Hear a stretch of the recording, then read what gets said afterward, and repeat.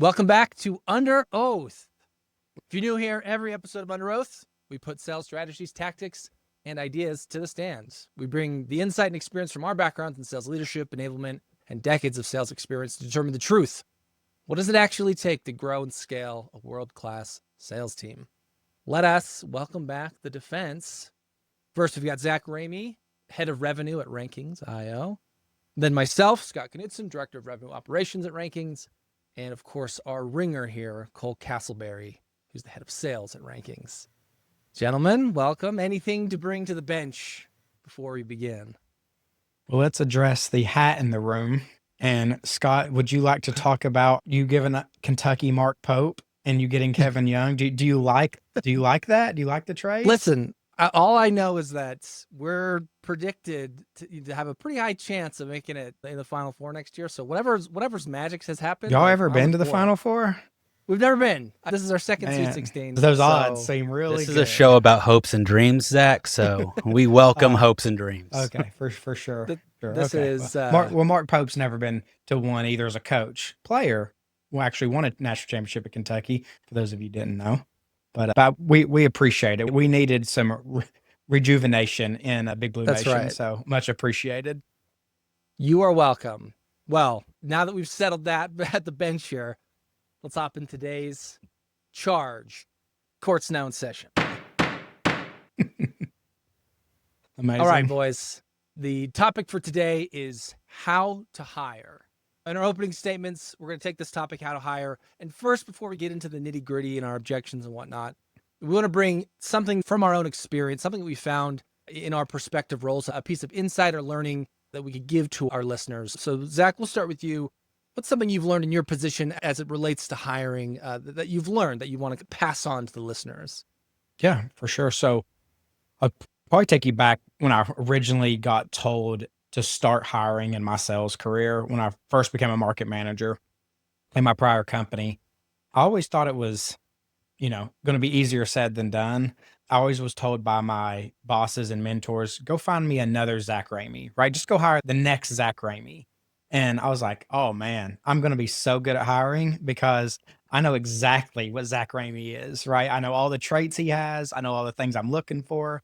So what I start doing, looking for people with no college degrees that worked at AT&T. I do not recommend that strategy at all. I learned very quickly that I was not a great person at hiring. Failed many times over. Unfortunately, people lost their jobs that I was with just because they weren't ready for the positions that I was putting them into, just because I saw traits of myself in them and was taking chances that probably shouldn't have been taken at the end of the day. Fast forward to now, what I've learned about myself, and as I've gotten higher in leadership and better at hiring, is I actually want to hire exactly what Zach Ramey isn't.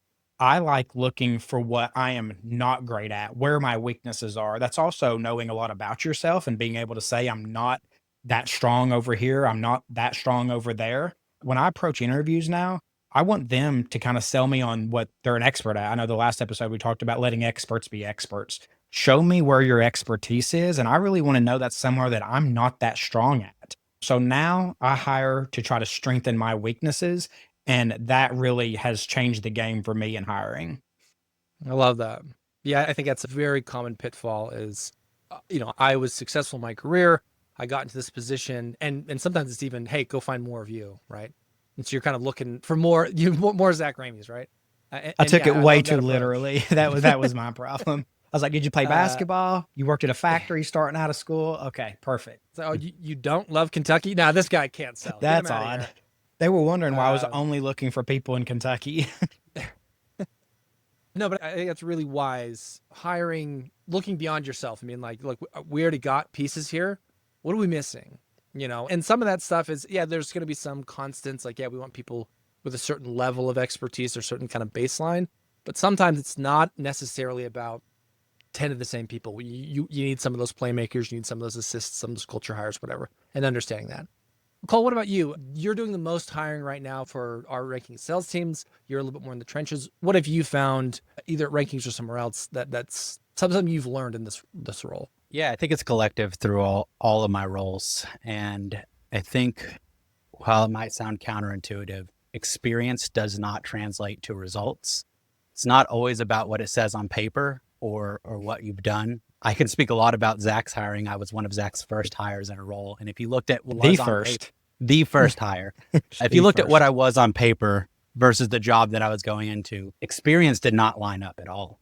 I went on to be a President's Club winning sales rep and things of nature and that. So experience does not always translate to results. So it's important to look past that and really look at people, not the paper.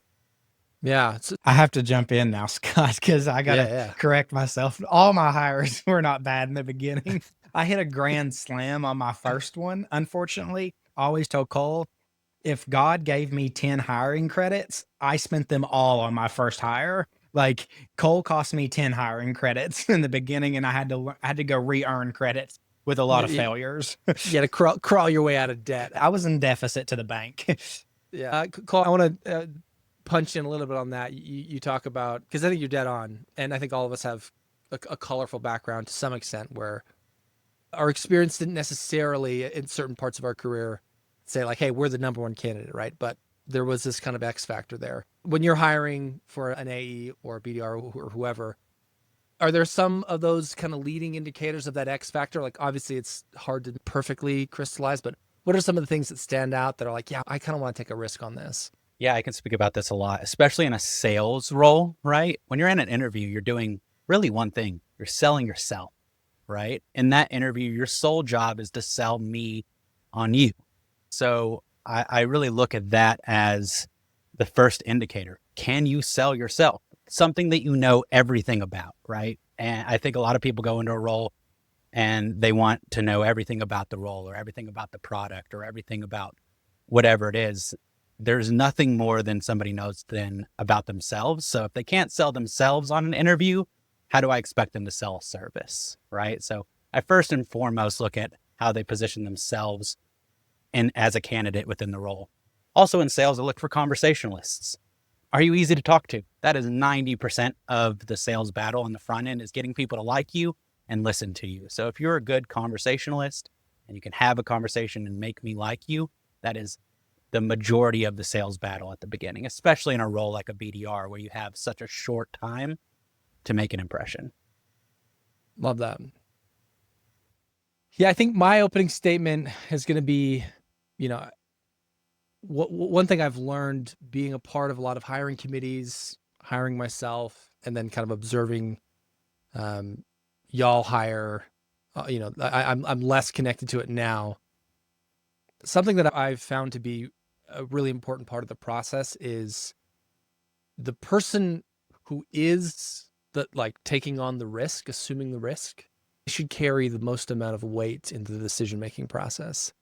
Sometimes that gets a little bit distributed and says, well, let's make sure they are a good culture fit with the reps and make sure that I like them, make sure that my boss likes them, make sure the CEO likes them. And any one of those people kind of have equal authority to shoot it down. And there could be a million reasons why somebody might, I don't know, like they didn't quite resonate, right?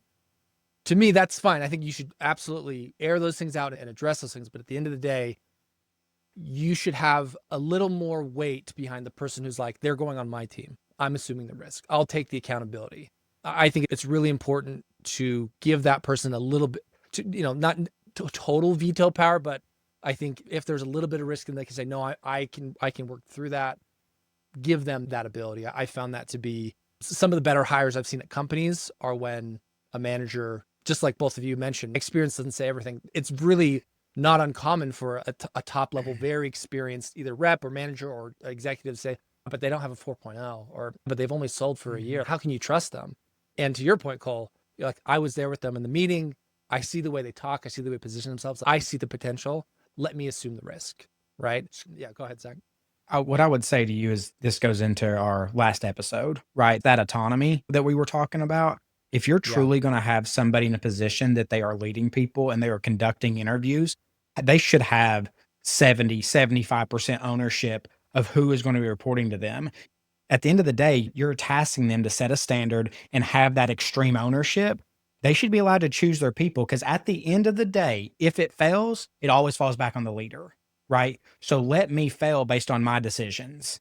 I worked at a company where it was kind of a thumbs up, middle, thumbs down with a hiring committee. And there was one, I just remember one in particular, and he's a friend of mine. I tease him about it often, but basically he was like a super thumbs down on one individual, but everybody else was a thumbs up. And he's like, okay, I guess they're on my team, even though I didn't want them. And it just ended up being an awful rep, and it ended up causing like all these problems for his career. And he's like, I didn't want this person to begin with, but all of you outvoted me.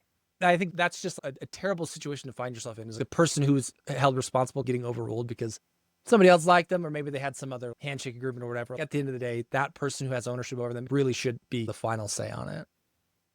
And I don't think Cole will care if I tell this story, but whenever I went and I was tasked to find like essentially the person that was going to replace me at my last company, I wasn't a manager just yet. They wanted me to go and find, like, basically show the type of person I would hire, and ended up being Cole. And my boss at the time was an extreme thumbs down on Cole. Right. And I had to go end up fighting for him to my soon to be boss above him, and ended up me and Cole, destroyed records and things together as a unit. And obviously our boss at the time that was a thumbs down on him, ended up changing his whole feelings about Cole and ended up loving him, obviously. I want him over in the long run. But yeah, it was initial thumbs down. That's okay. Yep. Can't win them all. 2 thumbs down. He's pretty adamant on it. But it worked. But like I said, joke's on him at this point. Nonetheless, it ended up working out really well for all 3 of us involved. So no hard feelings. Love that. No hard feelings. That's right. All right, boys, it's time to get into the heart of the episode here. We restructured this part of the segment. We're calling it objection. And this is where we take maybe some conventional wisdom or something that is just assumed to be true, and we object to it. And we say, no, actually, the way that people think this way, or the way that people operate, that is kind of a standard. I object to that. And here's why. And we kind of defend our position. Cole, I want to start with you. What's something that you object to when it comes to hiring? Yeah, you mentioned this word earlier, but my objection is in line with culture. I think a lot of people think culture is likability, and I object to that. Culture is not likability. Culture is scalability.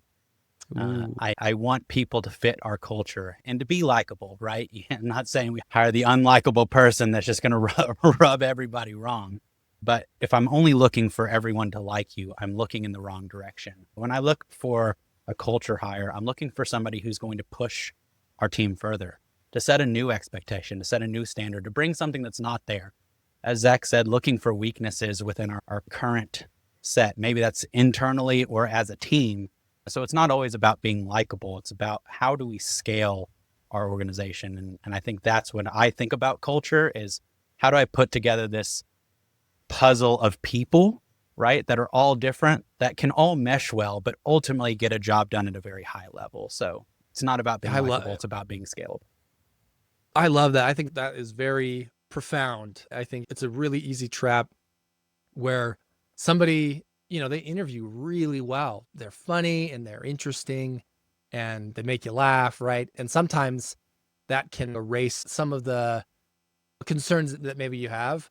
While likability certainly can help, and it's not a bad thing inherently, if you're not looking at it through that lens that you talked about, Cole, which is like, do I see the potential here?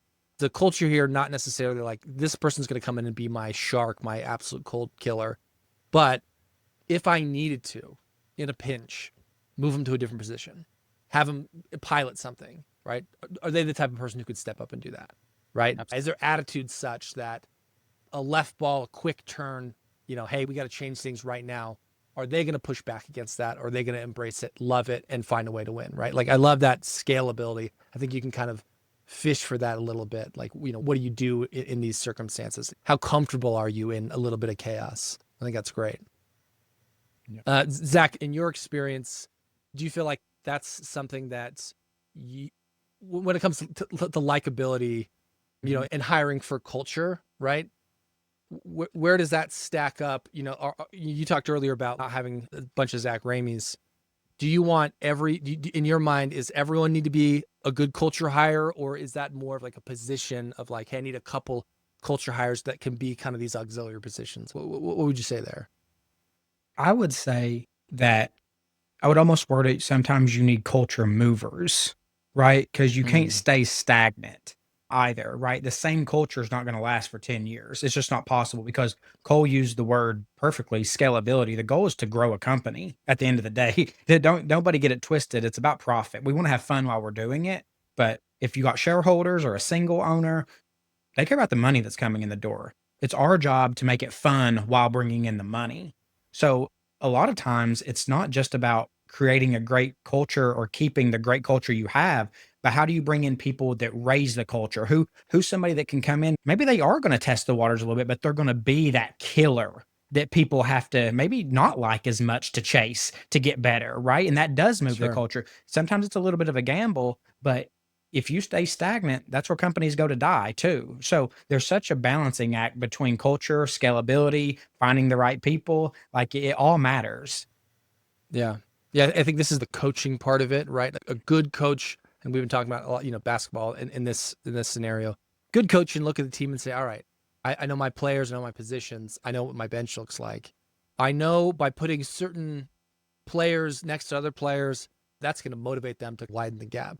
I know that putting two wolves next to each other might be a problem. That might have a negative result. And I think good leaders examine their teams and they say, okay, where are my gaps? And could I find someone, to come in and be a potential culture changer, a mover, a Mhm. shaper, right? To come in and all of a sudden they've opened up this new realm of possibility with reps who maybe otherwise wouldn't have been able to get to it on their own. I think a good point to make here is sometimes it's not sometimes. I'll speak for our company. Each department has a different culture, right? Sure. Overall, as a company, we have a certain culture we carry and we have our values, but our sales department culture to our marketing department culture to our events department culture, right? It has some similarities, but there's also some differences. Salespeople are wired differently, right? Like you have to have gamification from a daily standpoint to motivate and push. Marketing people are wired differently than salespeople. So I think you also have to remember that you're looking for different type of people for those culture fits in departments. So again, it's not about hiring in your image. It's hiring the weakness of your department for that culture fit that pushes you forward for scalability. Yeah. Cole, do you think about that when you're hiring where there are all these bodies connected to sales, an events team, a marketing team, enablement, ops, right? There's all these kind of big gears centered around sales. When you're hiring, are you focused more on like, I'm worried just about the outputs of my team and who can generate the most amount of deals? Or are you also thinking like who would better serve the sales org or the revenue org as a whole? What's your philosophy there? Yeah, it's a blended outlook. I wouldn't say it's as granular one side or the other. I absolutely look at who's going to move the needle, right? When we're talking about sales, we have a number to deliver, and that weights pretty heavily as you're looking at candidates. But ultimately, you want people to fit as Zach said, the bigger picture. Who fits our company culture? Who's going to gel well with other departments? Who's going to push the needle with our existing team?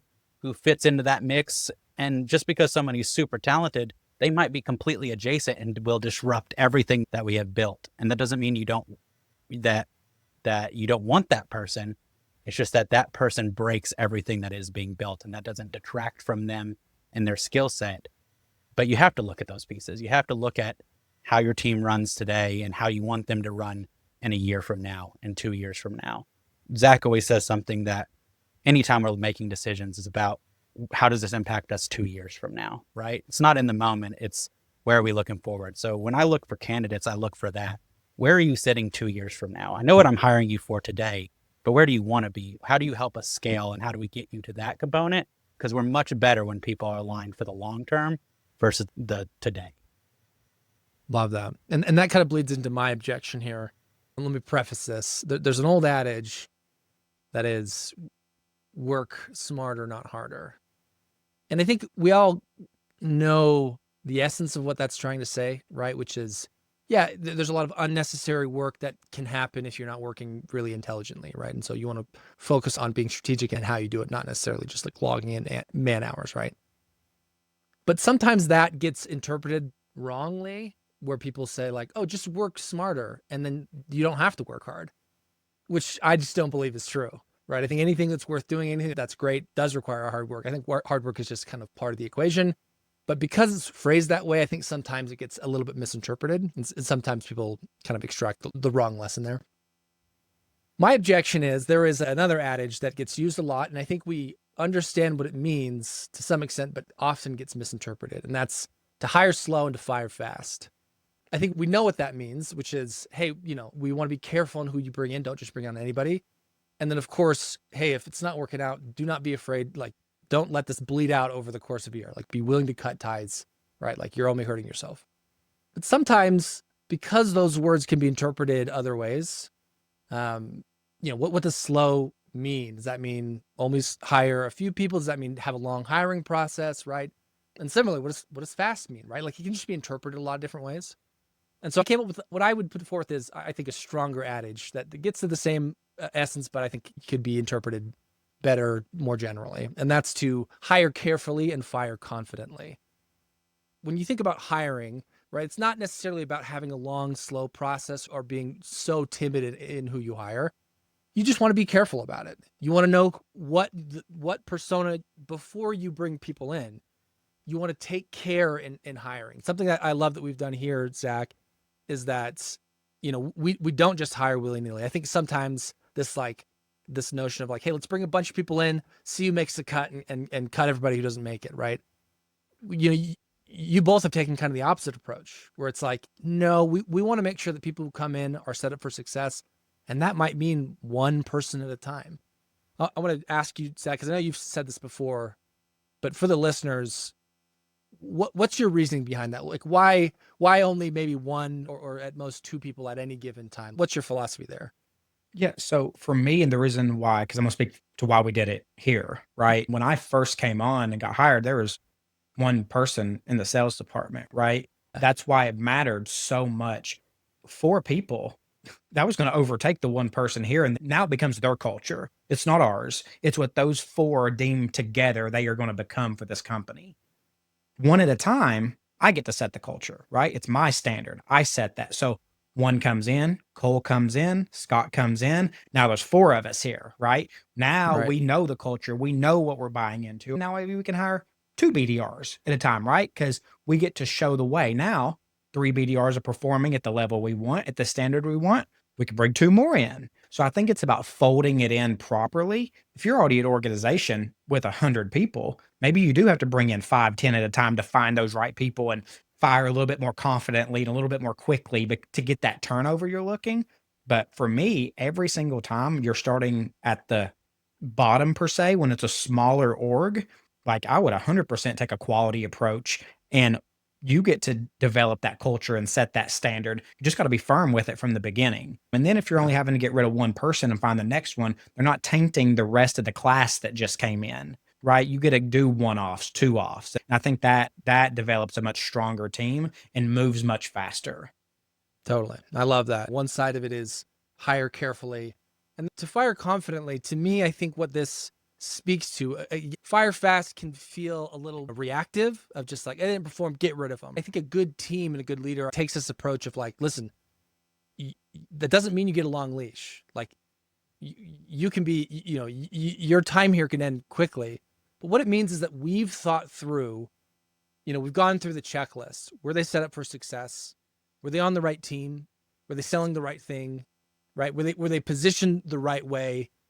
Right. And are they aligned to the culture, right? Like, have we gone through these things? Yes. And they're still not performing? Great.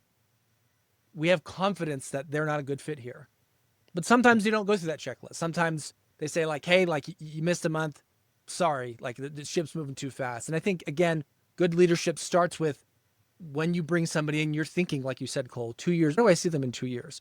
And I think we've seen that on our team where we've had hires come in. And it's not like they're the number 1, number 2 BDRs, for example, but we've kind of had this idea in the back of our head, you know what, like really where I'd love to see them is kind of over here in this different department. I think they'd bring in a lot of value. I just need to make sure that they can do enough here, can hit within this certain bandwidth. And as long as they're there, I can make the case for them to be over here, which is really where I think they would thrive, right? I think the other part of that too is it changes how critical the role is, right? In a role where you have a little bit more time to grow and develop, great. I think you can have a little more time to grow and develop. In our sales position, for example, our AEs, that's a high pressure, high demand position.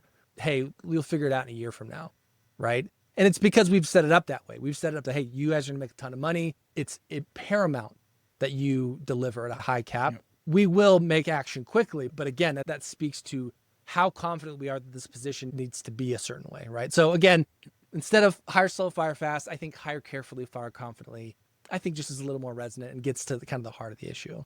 Go, I saw you nodding your head. There was something that there was a couple pieces and it made me think of a scenario. It was speaking about confidence and other things. And I know it wasn't really framed in this way, but the whole time I was thinking about scenario in an interview. I think when it comes to hiring as well, or if you're a candidate being hired, don't be afraid to show passion. I'm thinking to a specific interview I had where the person just laid it all on the table. And they were like, listen, I came before this interview and I told myself I was going to kill this interview. I'm going to get this job. I'm going to show up. I'm going to hit quotas the first month and I'm going to kill it here. That person got hired here and they did all of those things, right?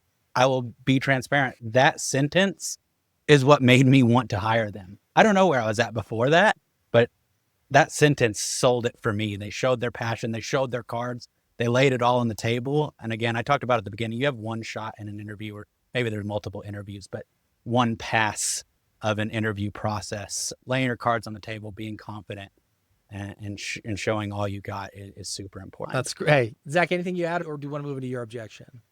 Yeah, we can move into my objection. I agreed with everything that you said. I think it's super important. What objection do you? Yeah, my objection, I'm actually going to go more from the person getting interviewed side rather than from our side of hiring. And my objection would be, I think people do too much research on the companies and not enough research on the person interviewing them. And the reason why I say that is because everything for me is about an experience, right? I think you should research the company, the job that you're applying for, the job that you're going for.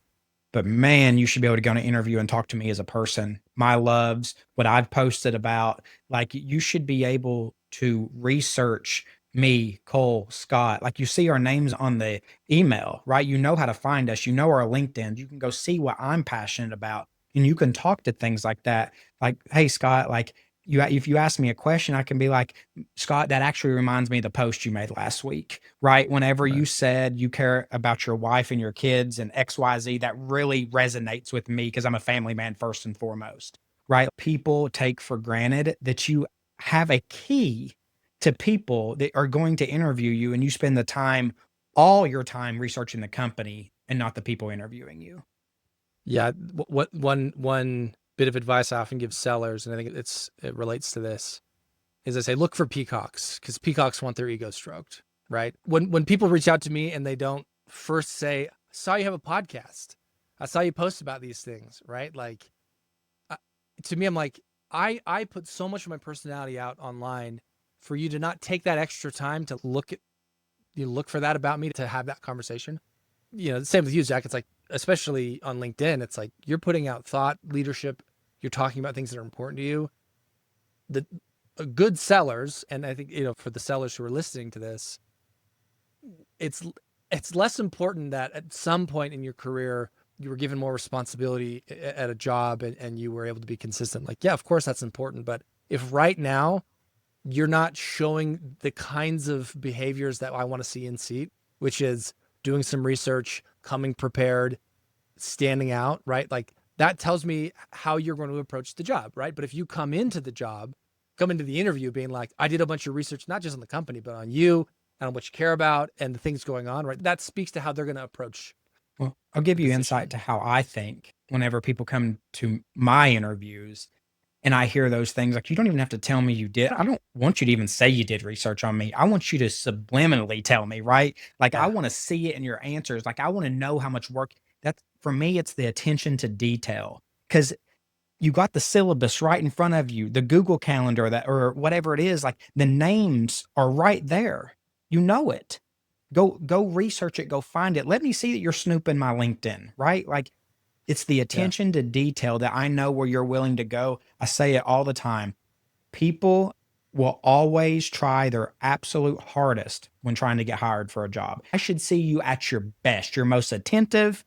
You should show up early. This should be the pinnacle at all times. Obviously, you're going to grow over time, but in this moment of your life, this is when you try the absolute hardest to impress. And I think that's where attention to detail and those things stand out. That's where I think you should send video thank you messages afterwards instead of just a written email. When people say, I applied to 100 places and I can't get a reply back, it's because you just went through LinkedIn and hit apply now, apply now, apply now, apply now. Like you did Right. nothing to make an experience to show you why I'm different.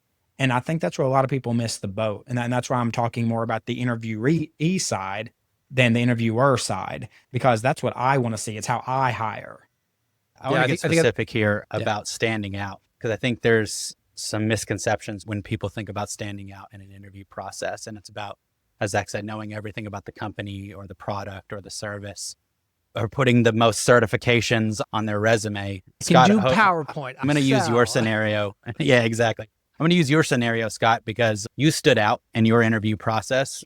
I think the only person in the enablement role who sent Zach a direct LinkedIn message with a PowerPoint breakdown or a doc breaking down who you are, why you're a fit for the role, your experience, what you've done, what you've been a part of. Nobody else have done that, right? They submit the resume and say, that's good. They'll like me from that. But you Right. stood out, you went the extra mile, and then you applied, right? So when you applied and that was seen, we're like, that guy did more, right? Same thing with, there's a candidate I always think about anytime we're hiring a role. And it's because he stayed in the forefront of my mind for a year. And while there's not been a fit in our organization, this man sent me an entire case of energy drinks because he heard they weren't in my area yet. I'm not saying that you have to send me fancy gifts to get my attention, but man, what a way to stand out, right? Hearing a conversation or seeing a post I've made and then following up with that with something physical. It'll always be there in my mind when I'm looking for something. So standing out doesn't have to be gifts, by the way, but it could be sending something about yourself or going an extra mile. It's not about the certifications on your resume. It's what you do to show you. And by the way, I tell this to recruiters all the time. We've gotten those LinkedIn messages before where it's like, hey, Cole, do you want a place that has a great 401k and it does this and they're a rocket ship and this and that, and we have this and we have on-site this and we have this. Are you interested? The pay is this. And it's like, no, it just feels like spam, right? And I tell this to recruiters. I'm like, all you need to do is reach out to anyone you're trying to hire and be like, hey, Cole, just out of curiosity, saw your profile on a scale from 1 to 10. How happy are you at your current role? Right? And if they say, oh, it's an 8, say 8, that sounds like you're super happy there. If it ever becomes a 6 or less, let me know. I would love to talk to you about an opportunity. And all of a sudden, that part of you that, dating, you're like, wait a minute, hold on. Well, maybe an 8 was a little, but like, okay, maybe it's like a 7, right? Closer than I put off, right? All of a sudden, I'm engaged, and then you can give me the pitch, right? It's a small difference in reaching out, but it makes all the difference, right? It's the same in sales, right? What you're talking about of making an experience, you should be doing this as a seller, right? Like the people you're trying to sell to are getting a billion emails from all sorts of people. But if you're the one that stands out, you're the one who gets responded to. So, I've been in that boat before. I've been in between jobs and I've been applying at 1,000 places. It feels so demoralizing, right? It is almost 100% of the time when I stop and say, okay, where do I want to work? Why do I want to work there? What am I doing to stand out in this interview? All the things you said, Zach, am I making an experience? Am I standing out? Right. And I love that, Cole. Like once you make a positive experience, they sit with you. Right. And all of a sudden a certain role or opportunity Baked opens in. up and it's baked in. And you're thinking like, man, if only the right opportunity opened up, I know just the person. And we've Exactly. experienced that here. Other people that you guys have worked with, you're like, I've got the perfect person. They're waiting in the airwaves just for the right opportunity, and it's a slam dunk. I already know it. I think for me, so many people reach out to me because we'll post jobs or, friends from the past will reach out talking about getting hired and asking for tips, or if I speak to a class or something, and it's typically everybody's question, like, how do you stand out? How do you stand out? And when you ask people what they've done, it's typically like, I've just applied for so many jobs. I've just applied for so many jobs. I'm a person that I think if it's local, you should go walk in. If you're going to apply, hand the resume, like print it out. I don't care if it's online or not, right? If it's local, go hand them the resume. Like, hey, I applied online, but I wanted to give you this to you myself. Like, I care about this, right? Yeah. And it's quite literally, if you think other people aren't doing it, you probably should do it. And if that stuff feels uncomfortable for you, you should look a little bit in the mirror and say, okay, well, what they're looking for is somebody who is wanting to go above and beyond, who is wanting to work hard, right? Maybe that means I need to work on some of these behaviors. Maybe that isn't a good fit for me, because if I'm unwilling to do that, this type of role is maybe not for me, and maybe I should be thinking of something else, right? Maybe I have a stronger skill set in these other areas, and maybe I should be pursuing that. But those intangibles that we kind of talked about earlier, Cole, that X factor, some of it is like, how well does your passion come through? I think it speaks directly into the passion, right? If somebody showed up, if I had a physical place and showed up and said, I care about this interview, the first thing I would say about, damn right, you're getting an interview, right? Because you showed up here. You went the extra mile and you showed me your passion. Why wouldn't I want somebody who is passionate about my company or the role or the service to give them an opportunity, right? Absolutely. I think the more passion you show, the more tenacity and grit you show to getting a job that is respected on the other side. Love it. Okay, boys, we are going to wrap up the episode here with our closing arguments. I'll go first here. When you're thinking about hiring, when we're talking about how to hire carefully, fire confidently. The underlying idea there is thought, care, confidence, putting real mental fortitude into it, right? Not treating hiring willy-nilly or firing willy-nilly. Like, really be intentional about it. Be forward thinking about it. Hire carefully, fire confidently. That's the bumper sticker for me. Cole, what about you? Yeah, absolutely. It is. When you're looking to hire, it's not only about the candidate, it's about the collective, the entire puzzle, right? So you can't just look myopically at the person in front of you. You have to look at the entire fit of everything around. How do they scale your culture? How do they push the boundaries? Not only how do they check the boxes of the interview in front of you. So when you're looking to hire, think about the big picture and how do they push your organization further. All right, Zach, back to you. All right. I'm going to give two, one for the interviewee and one for the interviewer. Interviewee is what we just said, stand out. Like, whatever you feel is out of the normal, do it.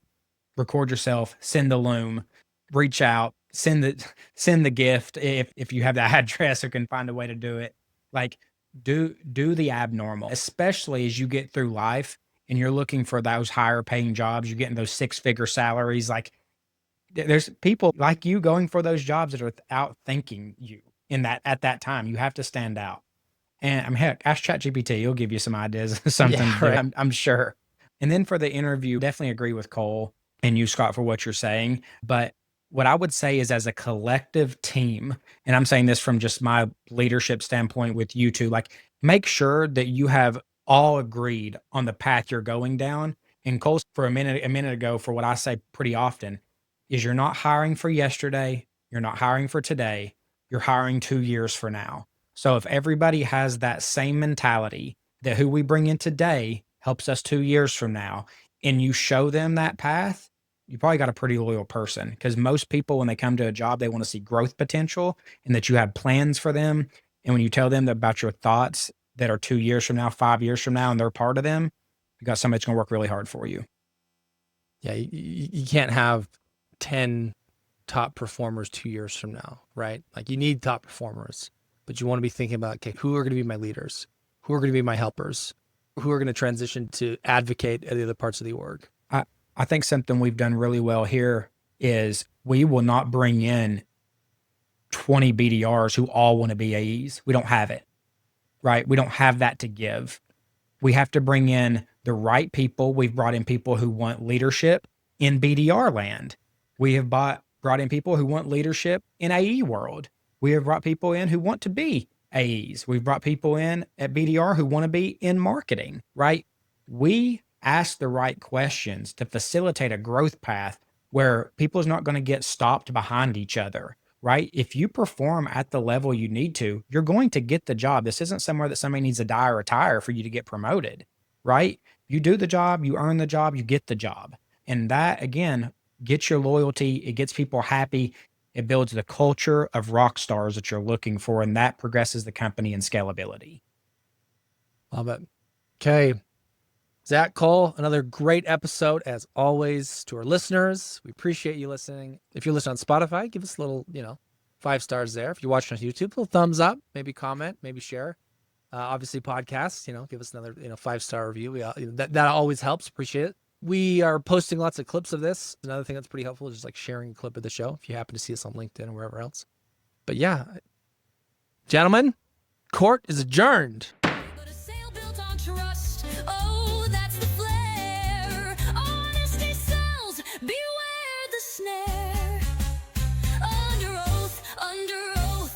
You gotta keep it true, win their hearts with what you do. Not just the close